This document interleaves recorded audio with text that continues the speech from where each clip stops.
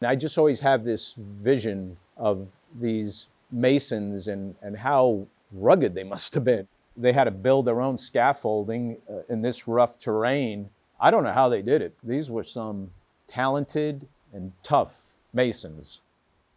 Here, it's about taking care to preserve what these bridges are and to restore them to what they were originally, or as close as possible. And it's not hurry up and get it done, it's let's do this right. So what the park did was they went around to these bridges and decided they were going to take pieces of the original mortar. They sent it off to be analyzed and kept all the information they gathered about these bridges in the park archives. So we have access to this information, so we know the exact composition of the mix. We know the amount of sand, Portland, and lime. The big difference is in the aggregate.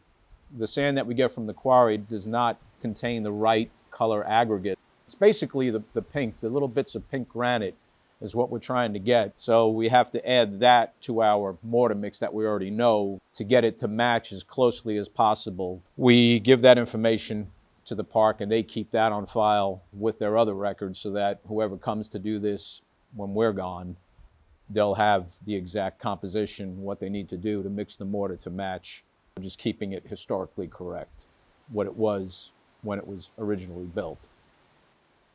When we sponge it like we do, it draws the aggregate out a bit. It helps to speed up that process when if you come back in 10 years, it should look a lot like the mortar that was still okay to leave. This is a tack hammer. It's a simple tool, but because it has this forked end, it gives us, it's almost like a tuning fork. It'll make those sounds that we need to hear that make us decide it's staying or it's going. The ones that we're in there now, I think they may have been done in the late 80s, early 90s. And not all of it is bad, but a good portion of it is bad.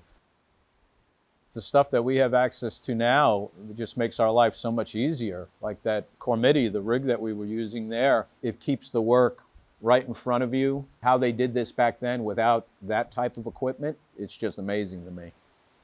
Once we're done getting all the bridges done, I think we're maybe halfway there or about halfway there. We're going to go right back to the first one and start doing our inspections and see how well it held up. Ryan will be here a lot longer than me. Eventually, when I'm gone, he'll probably come into my position and then he'll be showing the next Ryan who comes along. And that's what you do. You just pass it down so that these beautiful bridges are here forever. That's basically what we're doing here, just trying to preserve the legacy of Mr. Rockefeller's vision and the amazing masons that did this work. Just preserving it, part of the whole National Park Service idea and theme is to just save it for future generations. And by doing this type of work, that's what we're doing, we're hoping to accomplish. I guess that legacy will live on.